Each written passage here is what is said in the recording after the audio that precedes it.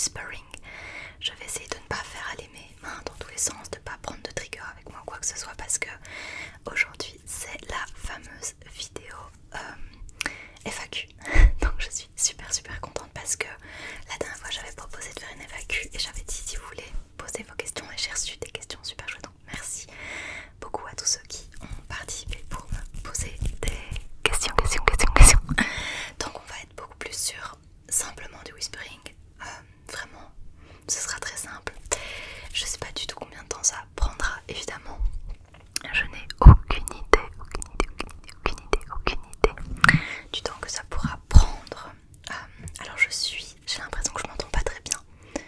Donc j'espère que le son ça ira.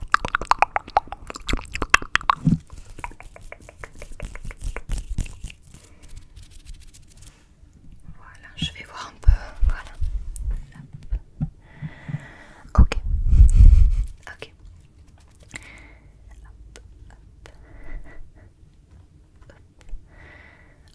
Ok, donc j'ai avec moi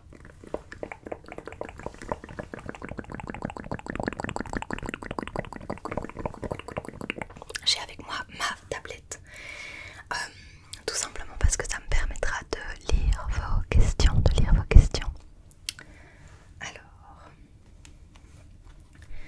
donc je vais faire dans l'ordre simplement, c'est-à-dire que je n'ai pas regardé les questions, je me suis vraiment forcée à ne pas écouter, à ne pas lire les questions à l'avance, parce que comme ça je pouvais vraiment prendre le temps d'y répondre avec vous en toute honnêteté et même de façon très spontanée au final. Donc peut-être que ma réponse ne sera pas la même quand je vais monter la vidéo, dans le sens où peut-être que j'aurais répondu peut-être un peu différemment, peut-être en y repensant j'aurais d'autres réponses, mais je voulais que ça reste vraiment super spontané. Donc voilà. Alors, c'est parti sans plus tarder. Donc la première question est: quel est mon plat préféré? Alors déjà on commence très mal parce que c'est très difficile pour moi de donner un plat préféré. En toute honnêteté, j'ai pas particulièrement de plat préféré. Je pense que ce que j'aime comme plat de façon générique, disons que en fait je vais avoir un focus sur un plat qui me plaît vraiment et je vais tellement le manger qu'à un moment j'en serai un peu dégoûtée et ça va complètement me passer. Par exemple, j'ai vraiment eu une fixette sur le riz pendant tout un temps et je n'aurais mangé que ça. J'en mangeais le matin au petit déjeuner, j'en mangeais le midi et même le soir, enfin j'aurais mangé que du riz. Et c'est vrai que je fais parfois des fixettes alimentaires comme ça sur certains plats qui me plaisent vraiment beaucoup. J'ai fait pendant toute une période des ramen, j'étais passionnée de faire des ramen, donc je faisais souvent des ramen et c'était pas mal, j'avoue. Maintenant que j'y repense, je me dis c'était bien, mais j'en ai eu un peu marre, je pense, à la longue au final. Donc voilà, c'est vrai que ça m'est passé un peu. Donc j'ai pas vraiment de plat préféré actuellement. Je pense que le plat que je mange le plus c'est les spaghettis bolo, et en fait je fais une bolognaise à base de poulet. Voilà, pour l'instant c'est ma passion à moi, c'est ma sauce bolo au poulet que tout le monde aime bien, en tout cas des avis que j'ai eu. C'est vraiment le plat préféré du moment puisque ça peut changer, ça peut varier. Ensuite, quel est l'âge de mon chien et depuis quand je l'ai? Alors mon chien est né en mai 2022, donc il a maintenant 3 ans et je l'ai depuis maintenant 3 ans du coup, vu qu'il est né en mai et qu'on l'a eu en juillet, et donc ça fait maintenant 3 ans qu'il est à la maison. C'est un grand chien maintenant et il écoute très bien. Mon chien il est adorable. Pour ceux qui ne l'ont pas vu dans les autres vidéos, je vais vous remettre une petite photo juste ici. Voilà, c'est le plus beau des chiens honnêtement. Quel est mon parcours scolaire et professionnel? Alors, premièrement mon parcours scolaire. Alors, j'ai eu un parcours scolaire assez facile, je vais pas mentir. Pour le coup, je suis un peu une Hermione Granger, j'adore étudier. Même à l'heure actuelle, en tant qu'adulte, je prends tout le temps des cours de plein de choses et j'étudie tout le temps parce que j'adore ça. Donc, en fait, j'ai surtout pris des cours d'art quand j'étais adolescente, donc mon parcours scolaire s'est très bien passé. Et puis à l'âge de 14 ans, j'ai décidé de faire des cours artistiques. Donc j'ai pris une option art et donc j'ai aussi pris une option maths supplémentaire, maths forte on appelait ça. Enfin je sais pas si on l'appelait comme ça mais moi je l'appelais comme ça. Ça se disait dans le langage courant. Donc j'ai pris une option pour avoir des heures de maths en plus parce que j'adorais les maths. Et j'ai réussi beaucoup mieux en maths forte qu'en maths classique, ce qui était assez ridicule et ce qu'on n'a jamais réussi à comprendre, mais j'arrivais beaucoup plus avec les maths qui étaient beaucoup plus compliquées, plus complexes qu'avec les maths de base. Par exemple, je suis très lente en calcul mental. Si on me demande de faire des additions, ça peut mettre un certain temps dans mon esprit. Par contre, tout ce qui était équations, etc., enfin voilà, j'étais beaucoup plus douée là-dedans. Et c'était vraiment très chouette, donc j'ai vraiment adoré mes cours d'art et mes cours de maths. Alors je suis très passionnée de l'art, mais surtout par le fait que j'adore les artistes et j'adore voilà, j'adore découvrir des choses de l'art, mais c'est pas pour ça que je me considère comme moi une artiste, même si par la suite, et là j'ai passé un parcours plus professionnel, donc j'ai réussi à avoir l'équivalent de mon bac avec une option artistique. Et ensuite j'ai été faire des études d'assistante sociale. Donc c'est vrai que j'ai jamais eu un seul examen de passage de toute ma vie. Alors je sais que c'est un peu... Enfin je sais que ça peut être un peu mal pris parce que j'en suis assez fière et qu'il y a des gens qui vraiment trouvent ça un peu... c'est ridicule, ça a pas de valeur, ça change rien, mais je trouve qu'en études supérieures, la quantité de matière, quand on arrive à l'ingérer sur un léger laps de temps, sur un petit laps de temps, au final ça fait partie aussi de la difficulté des études supérieures de pouvoir ingérer autant de matière et de pouvoir s'organiser et autant synthétiser que pour pouvoir vraiment tout gérer en peu de temps. Et donc j'en suis assez fière de jamais avoir eu d'examen de passage. J'ai réussi mes 3 ans d'assistante sociale, pas du premier coup, du coup toutes les 3 années. J'ai eu des assez bons résultats en stage aussi, sauf pour mon travail de fin d'études qui a été une cata, enfin une cata. J'ai eu 13 sur 20 et en fait ça a été une cata pour moi parce que de base j'ai tellement été impliquée dans mon stage de fin d'études. J'ai passé 6 mois dans un service où je travaillais en tant que stagiaire et j'étais tellement à fond que j'avais vraiment aucune envie de me mettre à faire mon travail de fin d'études. Et je me suis dit, Ariane, tu n'as jamais eu de seconde cesse et tu n'as pas à te mettre la pression pour tout réussir d'un coup. Donc je m'étais dit, c'est pas grave, je vais décaler et je vais choisir de faire mon TFE pour août, pour ma seconde session. Et je commencerai à travailler en septembre, c'était pas un souci. Et je me suis dit comme ça je peux être à fond dans mon stage. Et en fait, quelques semaines avant la fin de mon stage, comme j'étais vraiment bien dans le service, on m'a proposé un emploi là-bas. Évidemment pour obtenir l'emploi, il fallait que j'ai mon diplôme et pour ça il fallait que je rende mon TFE. Et donc je me suis mise à me dépêcher comme une folle pour réaliser un TFE en quelques semaines.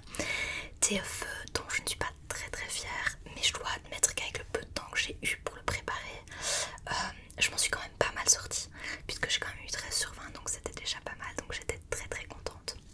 Mais il n'y a rien à faire, le petit côté Hermione Granger en moi n'est pas satisfaite de ça. Et donc voilà, donc ensuite j'ai été embauchée directement là-bas. J'ai eu une très belle expérience de travail, donc c'est vrai qu'à ce moment-là je n'ai pas été une seule fois à l'arrêt, donc c'est à dire que j'ai fait toutes mes études d'une traite. J'ai eu quelques jobs étudiants et je me suis directement fait embaucher, donc c'est vrai que j'ai un peu rushé dans la vie et donc je me suis vraiment bien habituée à l'équipe, j'ai adoré mon travail. C'était un service d'aide aux jeunes et c'était un service qui nécessitait de faire des horaires décalés, donc j'avoue que j'ai bossé aussi un peu en soirée et j'avais des horaires un peu flous. Il m'est arrivé de travailler je sais pas 12 jours d'affilée par exemple, et des horaires où parfois je finissais à 22h et le lendemain je devais être là pour 7h, 8h du matin. C'était un peu beaucoup, je me suis vraiment un peu épuisée on va dire honnêtement. Et après ça j'ai travaillé dans un autre service parce qu'il n'y avait plus de place là où je travaillais et c'est une question de nombre de places subventionnées par l'État. Donc voilà, j'ai sauté et ma place ne s'est pas renouvelée, donc pour la première fois de ma vie je me suis retrouvée sans travail. Je crois que c'était plus ou moins 2 ans après avoir commencé à travailler et j'ai décidé de reprendre une année d'études en plus pour ajouter une année voilà, à mes compétences, et donc j'ai choisi de faire l'art thérapie parce que j'ai toujours été passionnée par l'être humain et que je voulais vraiment, enfin moi si j'avais pu j'aurais aussi fait psycho, enfin j'aurais aussi fait socio, enfin il y a plein de choses qui m'intéressent, mais tout ce qui est en attrait à l'humain et pour la compréhension de l'être humain, ça m'intéressait énormément. Donc j'ai décidé de faire art thérapie pour avoir ce côté thérapie qui m'intéresse énormément, et le côté artistique parce qu'il n'y a rien à faire, j'adore l'art et je trouve que parfois il y a des choses qui passent pas en mots et qui sont difficiles à exprimer, mais par contre par le médium de l'art, que ce soit la peinture, le dessin, que ce soit la sculpture, que ce soit le collage, que ce soit l'écriture, enfin voilà, il y a toutes sortes d'art et j'admets que ça m'a passionnée également, donc j'ai fait une année comme ça. Après ça, j'ai essayé de travailler dans un service d'aide aux jeunes dans les écoles. Ça m'a pas du tout plu, étonnamment, parce que ma première expérience m'avait vraiment plu avec des jeunes, mais c'était des jeunes qui étaient plus défavorisés, qui étaient dans les services disons d'aide à la jeunesse, et là ça m'a pas du tout plu le deuxième travail, donc j'ai vraiment très vite coupé. Je crois que je restais 1 ou 2 mois et ça m'a pas du tout plu, donc j'ai quitté pour aller bosser dans un autre service d'aide à la jeunesse, mais qui était subventionné par l'État, donc c'est un peu le service central. Et en fait j'étais aux anges d'avoir le poste parce que vraiment c'était pas facile comme recrutement, et pour être très honnête, j'ai détesté mon expérience également. Ça a été horrible. J'ai pas du tout trouvé ça agréable parce que mon point de vue personnel est qu'on ne met pas assez de moyens dans l'aide à la jeunesse et qu'on nous demande de réparer des plaies par balle avec des pansements, et qu'en fait quand on n'a pas les moyens de venir en aide aux gens, ça m'a détruite en fait concrètement au niveau de mes valeurs. Je me suis pas du tout retrouvée là-dedans. Faut être honnête, il y a des moments où en fait on voit des jeunes qui vivent des choses terribles. Je vais pas commencer à rentrer dans les détails des abus familiaux, etc. Vous imaginez très bien. Et j'ai pas de souci à travailler avec ces familles-là. Travailler avec les gens ne me pose aucun problème, même les familles les plus compliquées. Mais par contre, travailler avec des collègues qui n'ont pas du tout les mêmes valeurs que moi, ça a été très difficile. Et m'entendre faire dire, bon, tant pis, la gamine elle a qu'à rester là, même si elle se fait abuser parce que on n'a pas de place en institution, c'est pas possible. Moi, pour moi, ça m'est allé très très loin. J'ai fait un burn-out, donc je suis restée un peu en maladie, ce qui a été très très très très difficile psychologiquement pour moi, qui dans ma tête je suis très pas méritocratie parce que je pense que tout le monde mérite, mais c'est dans le sens, si on fait les efforts correctement, si on fait tout bien, le résultat ne peut être que bien. Et en fait non, parce que la vie n'est pas juste, et ça j'ai vraiment eu à l'apprendre à travers ces expériences là, de me rendre compte que la vie n'était pas juste et que je ne pourrais jamais rendre la vie juste pour tout le monde. C'est pas mon travail, c'est pas à moi de faire ça, et j'essaye de faire au mieux de mes capacités, mais il faut pas que ça vienne prendre le pas sur ma santé mentale non plus. Donc j'ai décidé d'arrêter un petit moment le travail d'assistante sociale. On a fait une petite pause. J'étais déjà avec mon mari, et voilà, on a été balader un peu, on est un peu resté nomade quelques mois, et ensuite j'ai retrouvé un emploi après avoir essayé de travailler à mon compte aussi en tant qu'art thérapeute. Malheureusement j'ai eu des problèmes administratifs et des difficultés d'emplacement pour travailler. Je rentre pas dans les détails, mais ça a été une galère sans nom. Donc après ce petit passage indépendante et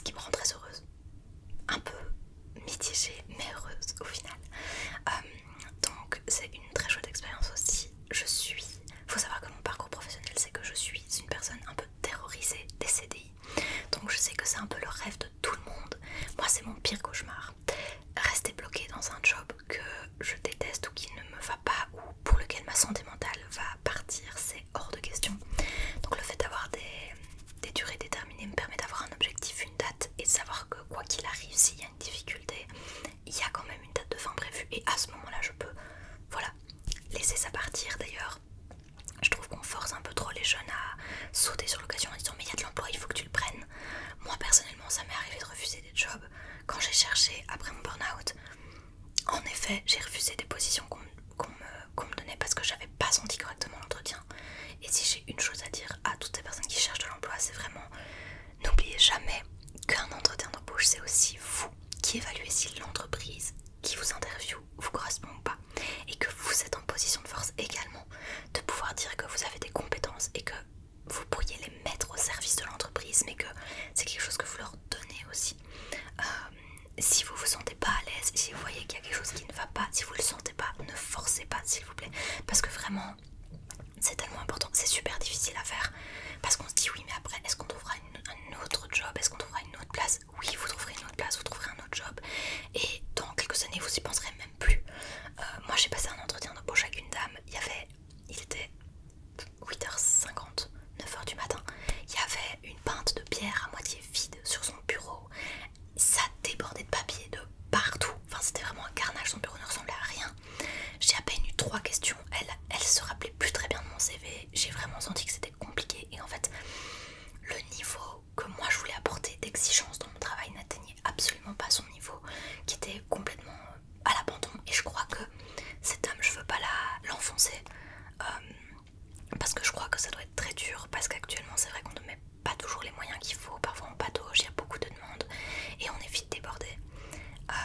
Mais d'un autre côté, moi je vais pas commencer à venir jouer le tampon pour absorber toutes les mauvaises choses, et j'ai vraiment senti pendant cet entretien que j'étais là pour combler des trous et essayer de reprendre la pression de quelqu'un qui avait craqué avant moi, et ça c'était hors de question de me remettre dans une situation pareille et de me sentir mal en fait, concrètement.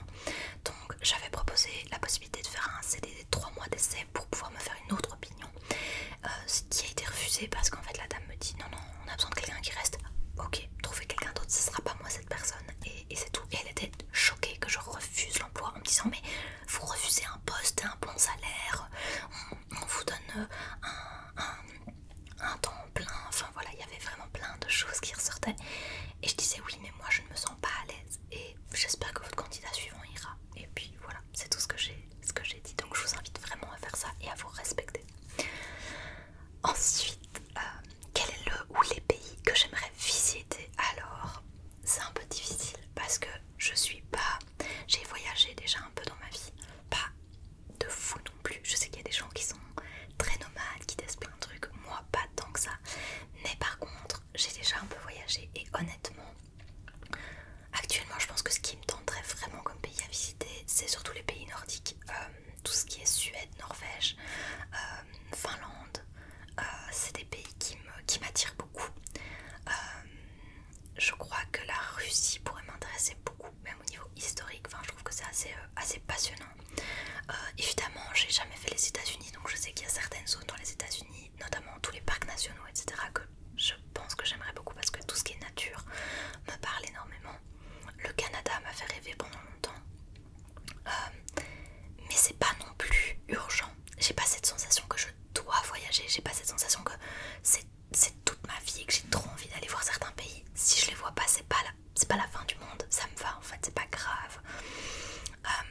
Parce qu'en fait par exemple j'ai déjà été au Vietnam, ce qui est une grande chance aussi, d'avoir pu voir l'Asie comme ça, c'était très joli, mais ça m'a pas vendu du rêve non plus de me dire j'ai trop envie de faire les pays d'Asie, de faire un tour etc. Ma soeur est très très très très aventurière, très aventureuse si ça se dit, et elle adore voyager, et elle voyage énormément, et honnêtement je suis pas jalouse du tout, parce que je la vois revenir, elle a fait la Thaïlande, elle a fait le Pérou, elle a fait les pays baltiques aussi, enfin elle adore voyager vraiment, et je suis sûre que j'oublie 10 millions de trucs, mais quand elle me raconte ses expériences où elle mange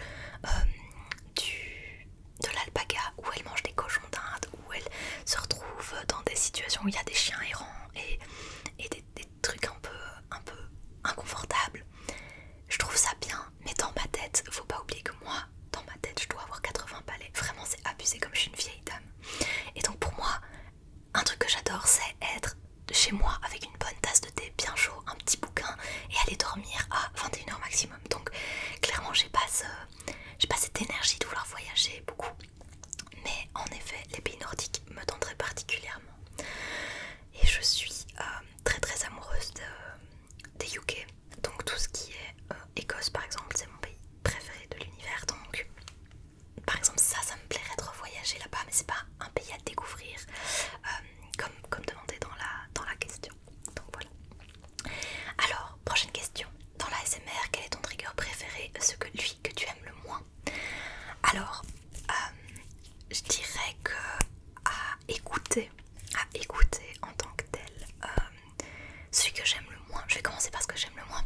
plus évident parce que j'aime plein de choses. Donc on va commencer par ce que j'aime le moins.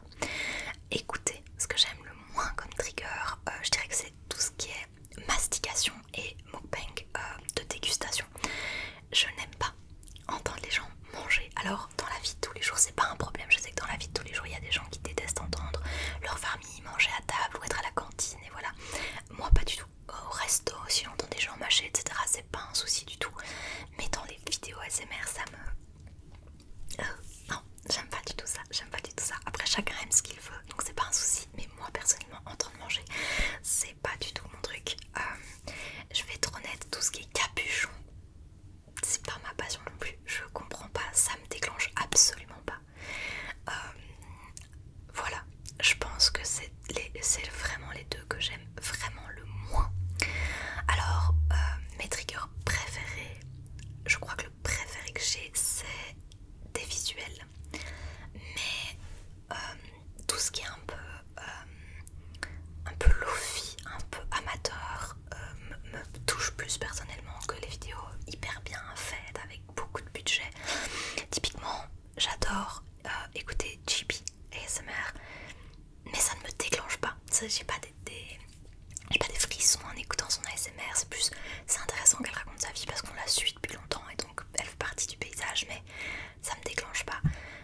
Par contre, parfois il y a des petites chaînes qu'on découvre qui sont trop bien avec des chuchotements. Moi j'adore les chuchotements très proches, très proches du micro. J'adore les chuchotements proches du micro et les visuels. Donc pas vraiment tout ce qui est roleplay. Je suis pas une fan de roleplay par exemple. Ça c'est ce que j'aime moins aussi, c'est les roleplay. Ça me met pas très à l'aise. Par contre les vidéos un peu papote où les gens se livrent aussi, j'aime bien ça. Et je crois que c'est mes préférés. Je suis pas une grande fan de tapping, je suis pas une grande fan de scratching, je suis pas une grande fan de l'eau. Franchement les trucs simples, moi, les finger fluttering.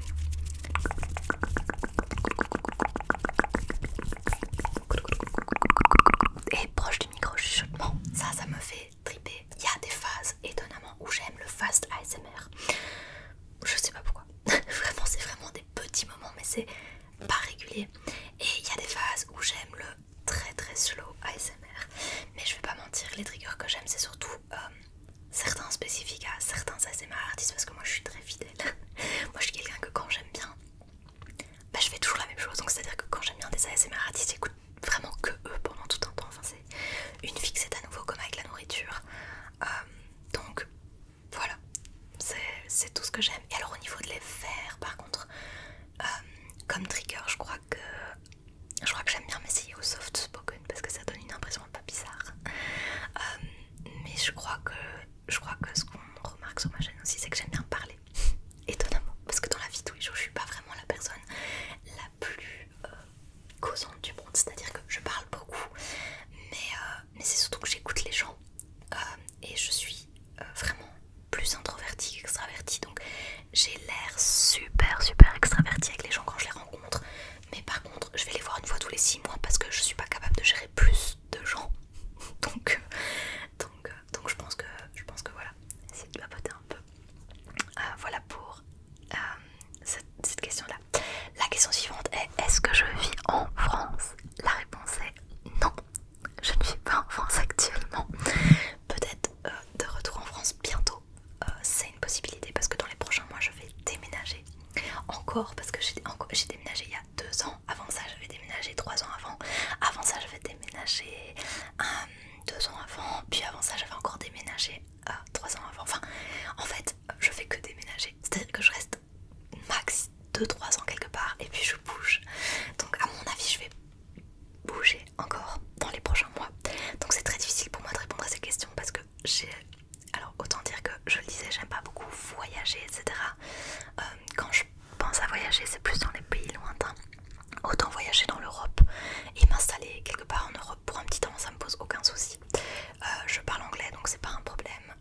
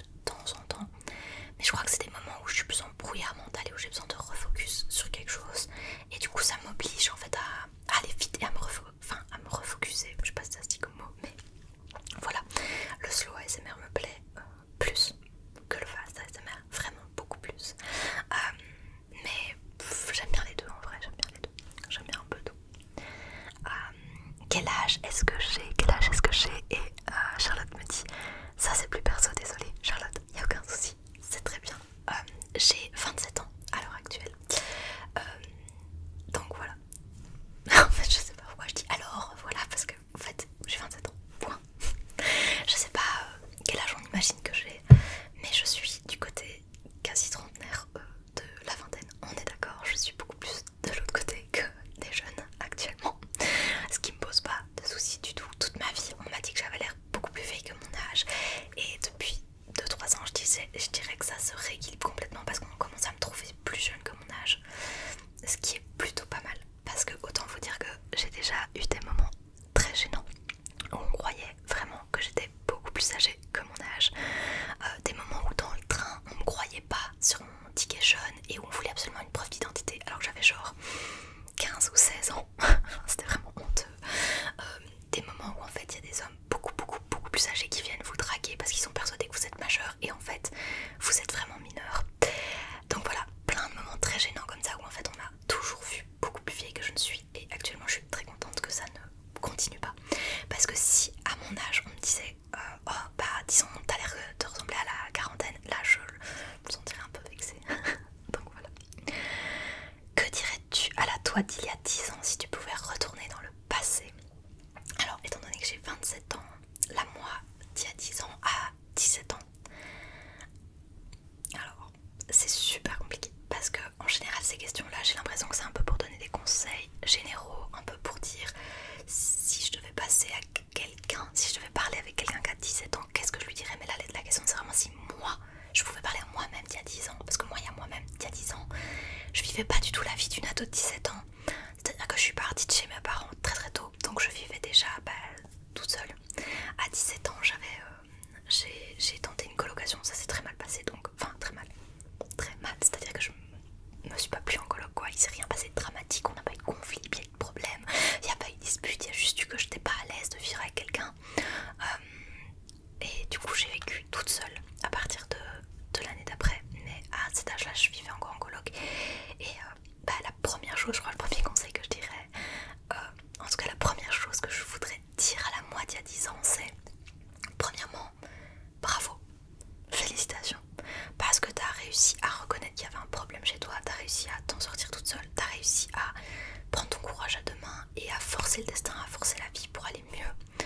Bravo, parce que pour une fois dans ta vie tu as pensé à toi et pas à toujours prendre soin des autres et à toujours penser au bien-être des autres, mais tu as pensé à ton bien-être à toi aussi.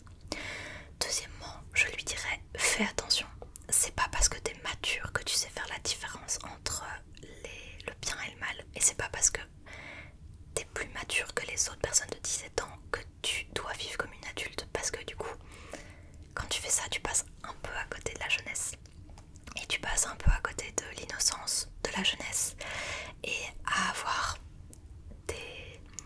des pensées d'adulte et à vivre une vie d'adulte on s'ébrèche un peu plus rapidement, on se fatigue un peu plus rapidement, et on a tout le poids du monde sur ses épaules parce qu'on peut pas se louper. Et donc attention, faut vraiment faire attention, c'est pas facile, et être jeune c'est pas un désavantage et c'est très bien, il faut en profiter, il n'y a qu'une seule fois dans ta vie où tu auras 17 ans, donc ça je le dirais vraiment. Je dirais vraiment de faire attention à se mettre en sécurité.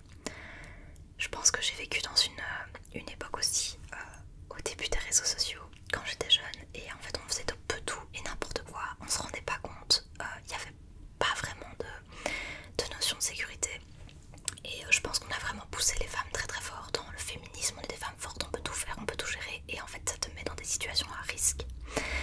Fais attention à toi, ça c'est ce que je me serais dit, fais plus attention à toi parce que tu te mets dans des situations à risque sans même t'en apercevoir, en pensant juste que t'es une femme libérée et que tu fais ta vie de jeune femme, mais en fait à 17 ans t'es pas vraiment encore une jeune femme, t'es encore un enfant en quelque sorte, et il faut vraiment faire attention à ça.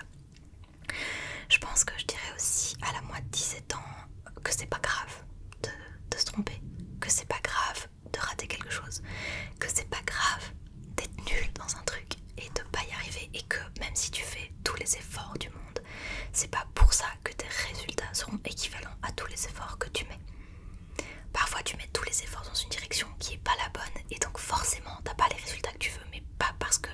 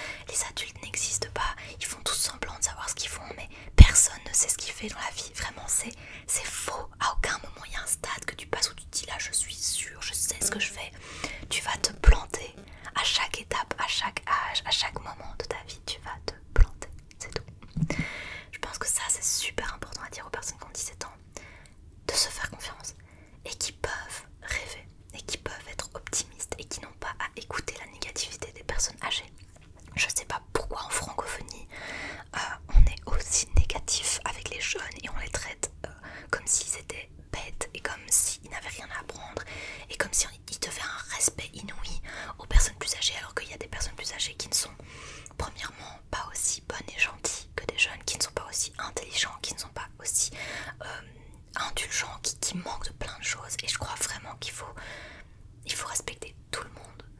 Et ça veut dire que quand il y a des jeunes, il faut jamais les sous-estimer, jamais les regarder de haut et jamais se dire qu'on sait mieux qu'eux. Voilà. J'aime bien te divaguer un peu, j'ai l'impression, mais voilà. Alors, coucou, pour la FAQ, mon plat préféré s'est ressorti dans toutes les questions, c'est phénoménal. Alors, ma plus grande qualité et mon plus grand défaut. Ok, alors celle-là elle est pas facile parce que j'ai l'impression que quoi que je puisse dire, ça peut se retourner contre moi. Je crois, on va commencer par le défaut. Mon plus grand défaut, je pense, c'est l'impatience. Je suis quelqu'un qui a eu très vite tout ce qu'elle voulait. C'est-à-dire que j'ai toujours eu tout ce que je voulais dans la vie étant petite parce que j'ai été traitée pas comme une princesse parce que j'aime pas ce mot, c'est pas vraiment ça.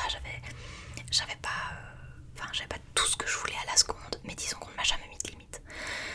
J'ai toujours eu ce que je voulais, j'ai toujours été privilégiée. On va pas se mentir, quand j'étais petite, il n'y a pas une seule année où je suis pas partie en vacances, que ce soit en été, en hiver, à la Toussaint. Enfin voilà, j'ai toujours été en vacances. J'ai toujours eu les jouets que je voulais, j'ai toujours eu les vêtements que je voulais, j'ai toujours eu tout ce que je voulais, honnêtement. Et du coup, j'ai jamais entraîné ma frustration et j'ai jamais appris à gérer ma frustration. Quand j'étais ado, c'est l'inverse. Je n'avais rien de ce qu'il fallait, rien du tout. C'est-à-dire que j'ai vécu une adolescence assez problématique. Donc le contraste entre mon enfance qui était sublime, j'ai eu une enfance parfaite, et l'adolescence qui était un chaos sans nom, fait qu'en fait j'ai jamais su gérer cette frustration parce que du coup ado, comme je vous dis, je suis partie super vite de chez mes parents et j'ai eu cette facilité en fait toujours dans la vie de dire ok, quand je veux quelque chose je suis déterminée et je vais y aller. Je suis très reconnaissante, vraiment très très reconnaissante pour tout ce que j'ai et tout ce que j'ai eu parce que j'ai eu des facilités, j'ai eu de la chance, je sais aussi que j'ai des capacités et que je peux compter dessus et c'est pas le cas pour tout le monde et je suis vraiment très heureuse d'avoir eu ce discernement de m'en sortir et aussi toutes ces possibilités qui sont ouvertes à moi parce que honnêtement j'ai toujours eu une facilité folle. Personnellement j'attribue ça à Dieu, chacun y voit ce qu'il veut mais moi je suis croyante donc j'attribue ça à Dieu et je me suis toujours sentie protégée et aimée. Mais par contre c'est vrai que du coup je suis très impatiente. Dans mon esprit la vie est simple en fait, tu veux quelque chose, tu mets en place un plan, tu respectes toutes les étapes, tu arrives à ce que tu veux et tu avances et tu construis, tu construis, tu construis. Sauf que j'ai oublié qu'il y a des choses qui dépendent pas de moi et c'est très difficile parce que moi j'ai pas cette capacité à directement me dire ok je vais laisser le temps aux choses. Moi vraiment il me le faut maintenant quand je veux quelque chose et donc je me défonce, je donne tout ce que j'ai pour que ça aille et quand ça va pas je me prends des claques mais phénoménales, mais des claques mais monumentales et je me sens très très mal. Donc vraiment je pense que mon plus gros défaut c'est par rapport à ça, c'est ce côté un peu manque de capacité à gérer la frustration et impatience dû au manque de gestion de la frustration. Je crois que c'est vraiment ça. Waouh, je suis rentrée dans le type là où j'ai chaud tellement je me suis confiée. Là vous me connaissez vraiment vraiment bien. C'est très gênant, je crois que vous me connaissez mieux que ma famille là, tellement je vous ai dit des choses sur moi. Ensuite je vais vers ma plus grande qualité. Je pense que ma plus grande qualité c'est mon optimisme et ma joie de vivre. C'est-à-dire que malgré des passes très très compliquées dans ma vie, malgré des choses très très douloureuses, très difficiles, malgré les périodes très intenses que j'ai vécues, les abus que j'ai vécus, tout ce qui peut m'être survenu dans la vie, j'ai une force de résilience. En fait je crois que c'est ça ma plus grande force, ma plus grande qualité, c'est la résilience.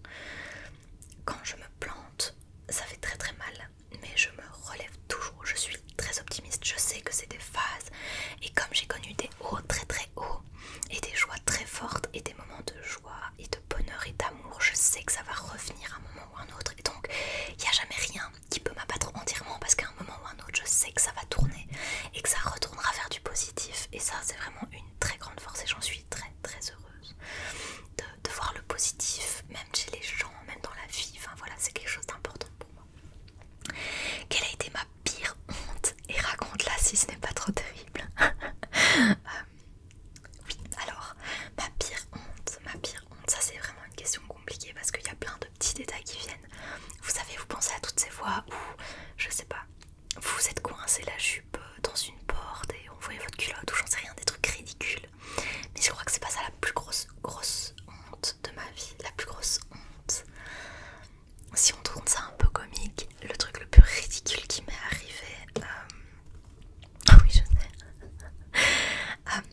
j'étais jeune, je suis partie dans le sud de la France en stop. Et du coup j'ai traversé toute la France jusqu'à Avignon. Et en fait, à un moment je mets sur ma pancarte l'autoroute que je veux prendre pour aller dans le sud en fait. Et donc j'ai pas capté, j'ai mis l'autoroute, j'ai mis mon panneau, il y a une dame qui s'est arrêtée, qui me dit ok je vous emmène, machin. On est parti. Et j'avais pas du tout capté que l'autoroute, elle se séparait. Et qu'à un moment on remontait sur le côté. Et que de l'autre côté on descendait vers le sud. Et on a mis des kilomètres et des kilomètres avant que je réalise. Et que je vois, je dis pourquoi je vois Paris, on va dans l'autre sens, on va vers Avignon. Enfin j'avais rien compris. Et c'était hyper honteux pour moi. J'ai dit à la dame, je suis désolée mais en fait je me suis plantée sur mon papier parce que moi je voulais dire l'autoroute pour aller dans le sud. Et là on a vraiment eu un moment où je me suis sentie mais tellement honteuse parce que cette dame a dit ah mais du coup c'est pas du tout ma direction. Et donc elle s'est sentie trop mal de devoir me laisser là où j'étais.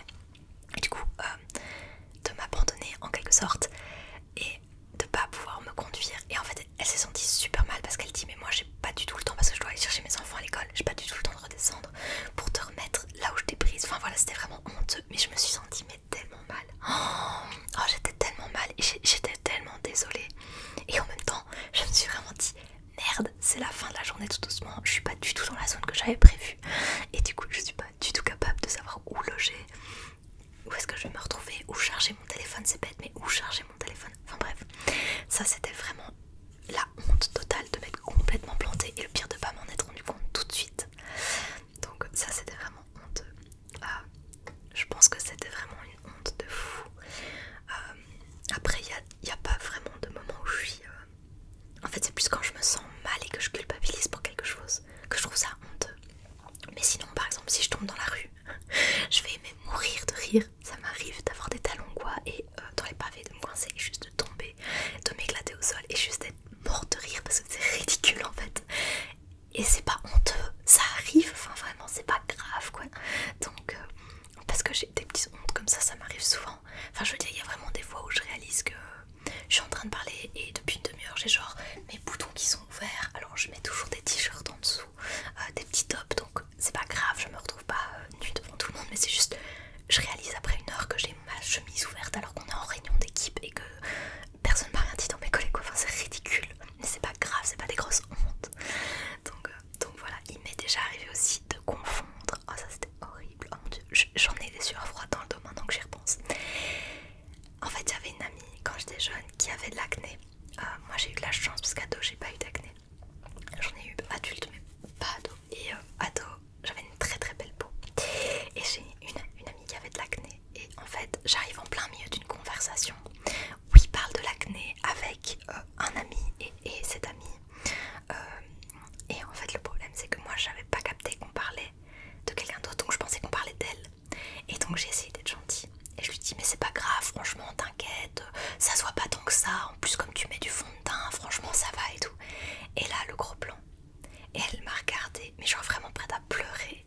Et le gars à côté il a voulu rigoler en fait, il s'est vraiment retenu de rigoler. Il a dit mais on parlait pas du tout d'elle, on parlait de sa cousine en fait. Et je me suis tapé une honte phénoménale et je me suis vraiment dit oh punaise j'ai fait une connerie, mais vraiment une bêtise mais phénoménale. J'ai eu tellement honte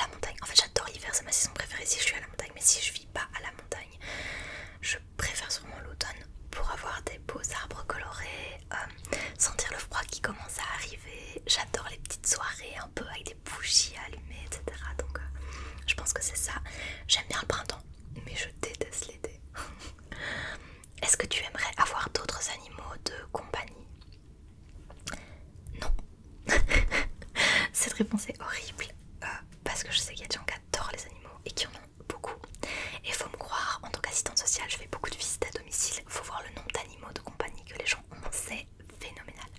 J'ai été il y a pas longtemps dans une visite à domicile où la dame elle avait 5 chats, 2 oiseaux et 3 chiens, et dans le fond de son jardin il y avait des piquettes.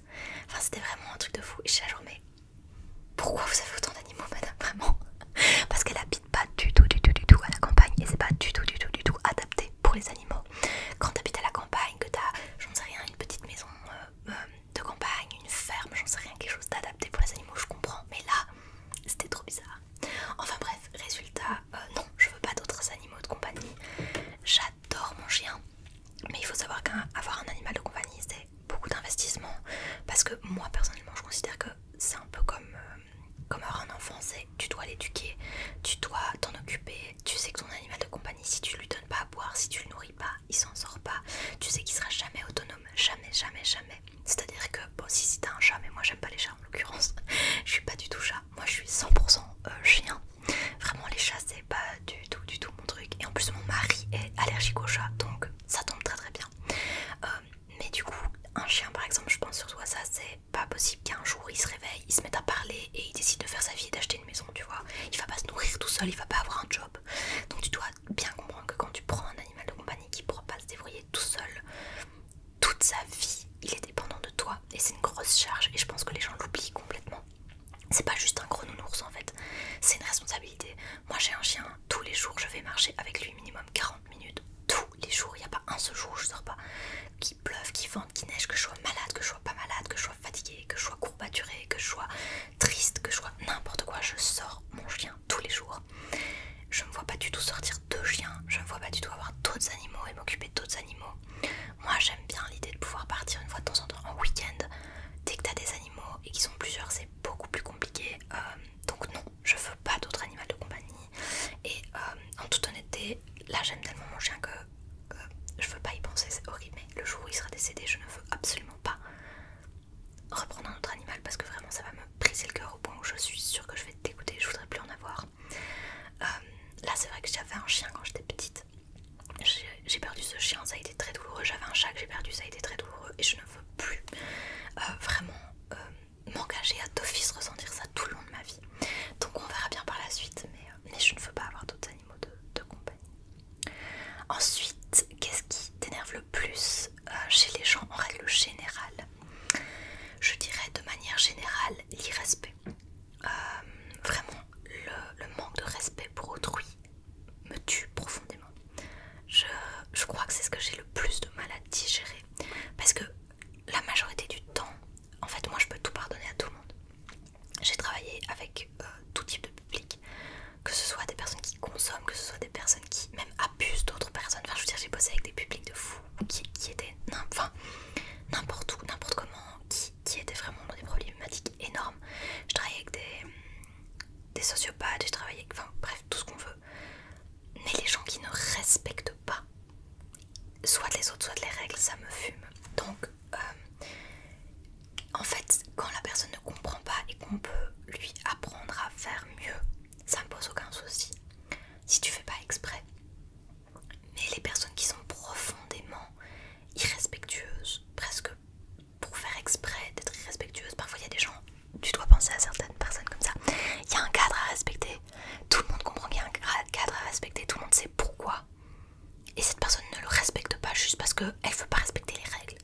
Parce que c'est une rebelle. Je supporte pas quand il n'y a pas de profondeur derrière du pourquoi. Alors, en général, il y a toujours une raison. Donc moi, à force d'avoir parlé avec plein de monde, je sais qu'il y a toujours une raison que les gens pensent pas mal faire. Mais à un moment ou un autre, le respect c'est super important pour moi. Et je crois que je suis pas quelqu'un qui se met très vite en colère. Je suis pas quelqu'un qui est très vite énervé par les autres. Moi, j'ai pas de soucis. Je m'énerve très peu. Il faut énormément pour me mettre en colère, vraiment. La colère est l'émotion que je ressens le moins de toute ma vie, que j'ai le moins ressenti. Je suis jamais en colère contre personne.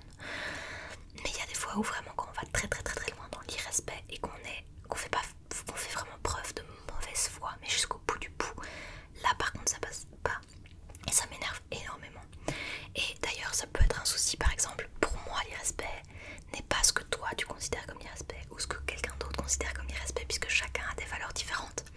Et donc ce qui est compliqué par exemple, c'est typiquement les personnalités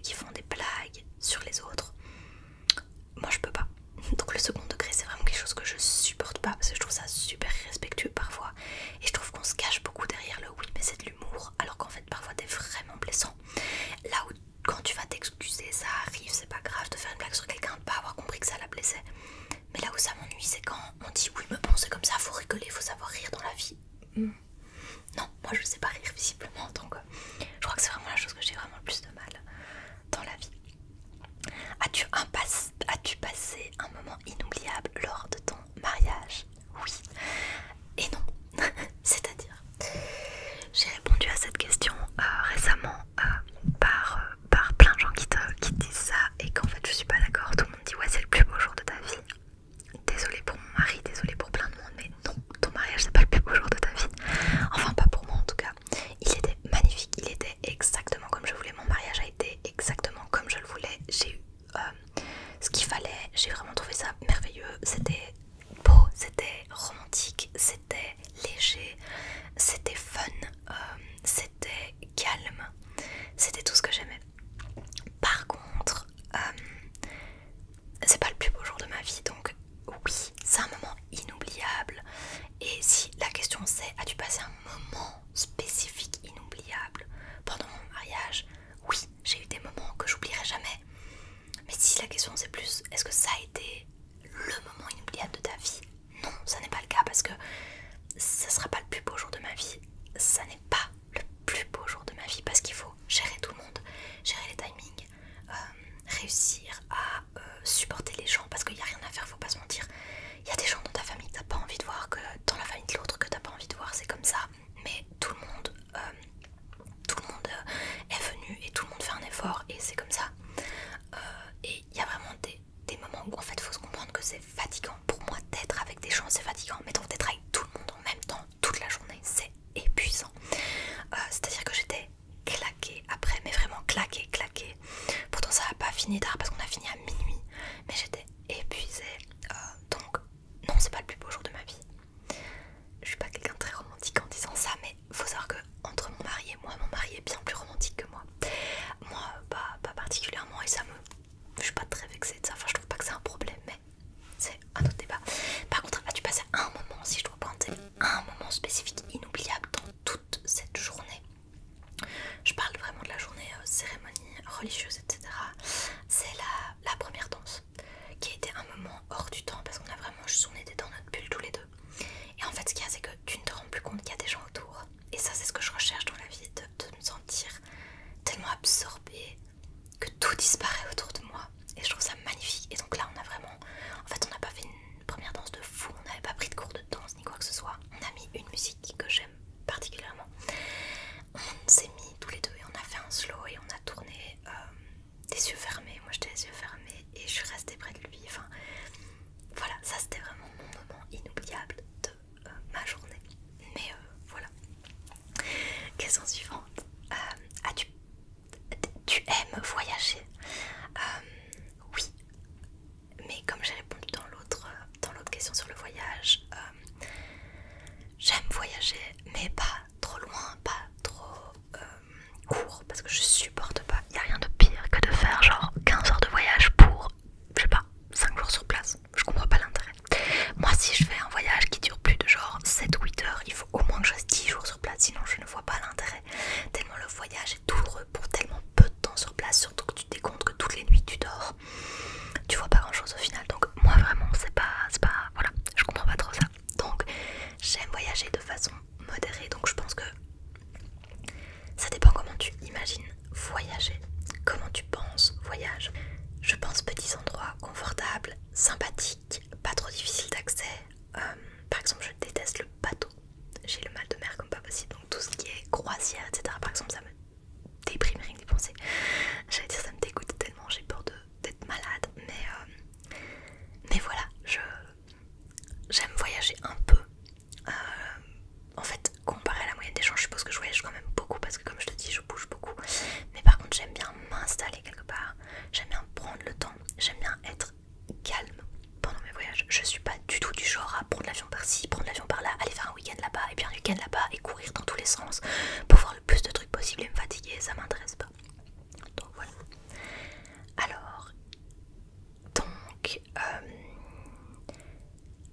Alors, il y a une question qui est quels seraient les conseils que tu aurais aimé recevoir plus jeune? Donc c'est également la question à laquelle j'ai répondu sur moi de 17 ans. La question de plutôt sucré ou salé. Alors, c'est une question difficile. Si on me demande ce que j'aime particulièrement manger, je vais d'office réfléchir à un plat salé parce que ça me paraît beaucoup plus logique. J'adore la cuisine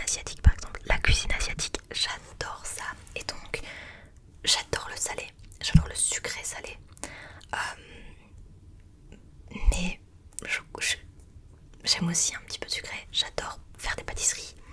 J'aime pas forcément les manger, enfin je sais pas, j'aime bien manger des pâtisseries mais c'est pas ma grosse passion par exemple. Je suis très vite lassée de ça.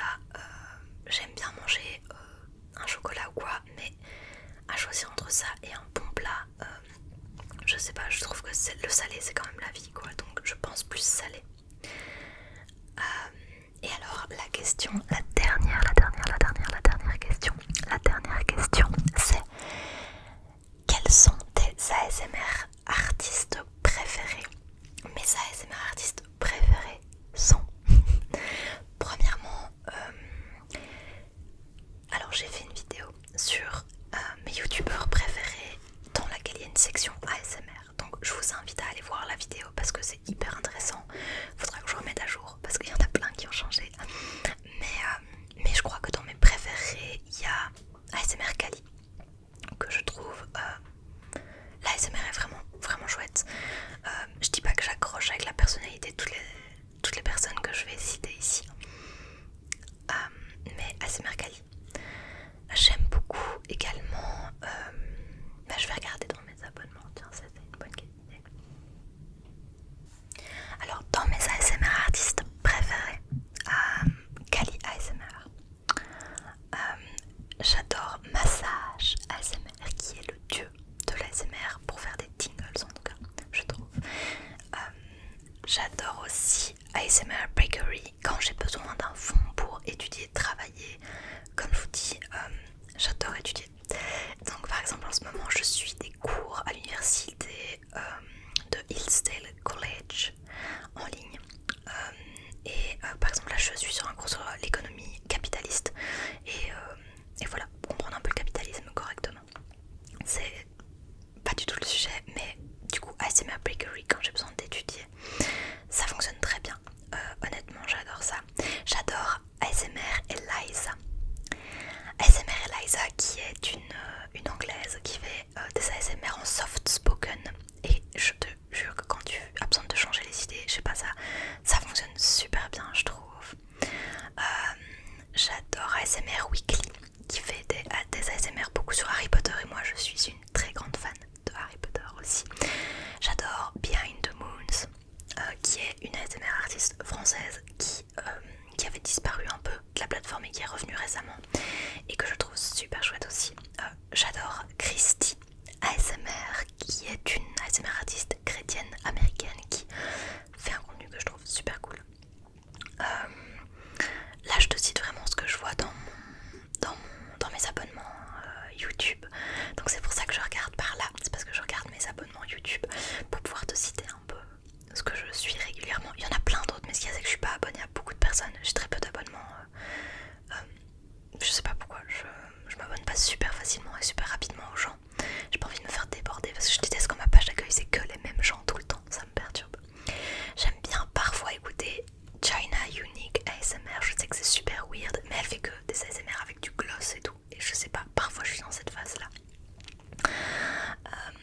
J'aime beaucoup aussi que je regarde Flance ASMR, Flance ASMR qui est dans quelque chose de très imaginaire, imaginatif, psychologie, etc. Test de personnalité, ça j'aime beaucoup aussi.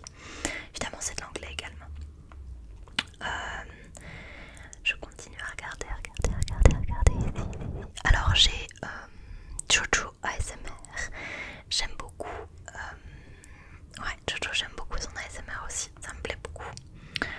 J'ai des phases aussi où je préfère certains ASMR artistes que d'autres et où je me sens obligée de regarder toutes leurs vidéos. Je sais pas s'il y a que moi qui fais ça, mais de regarder vraiment toutes leurs vidéos super longtemps, pendant plein de temps, et je trouve ça fou. J'aime beaucoup Marno ASMR que je trouve très cool. Alors une pépite de chez Pépite c'est Moonlight Cottage ASMR. Moonlight Cottage ASMR qui est elle fait une mise en scène incroyable, qui est française également mais qui fait des roleplays en anglais, et c'est l'une des rares pour qui j'aime bien les roleplays parce que c'est pas un roleplay, c'est vraiment une mise en scène, c'est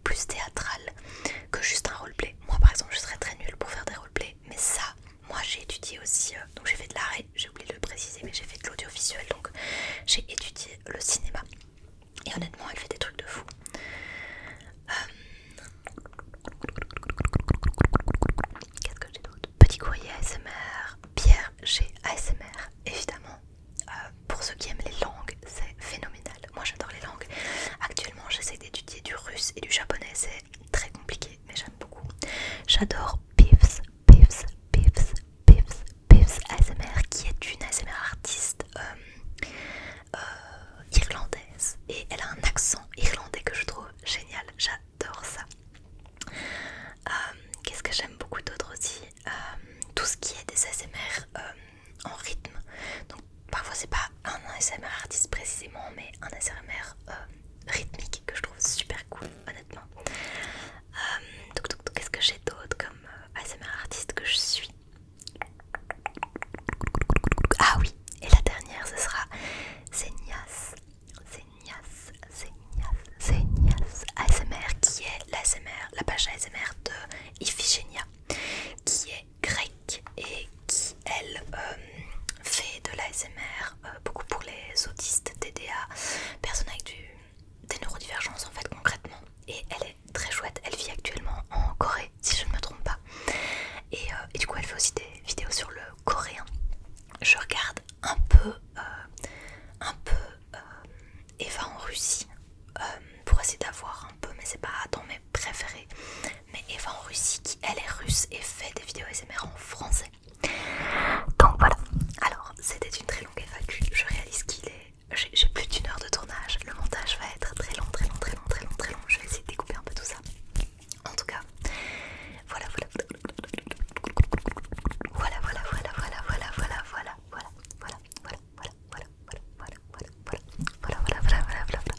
Voilà pour la vidéo d'aujourd'hui. Je vous remercie tous pour toutes vos questions. Et si j'en ai oublié une, que vous voulez que je réponde à une autre question, n'hésitez pas à laisser à nouveau un commentaire.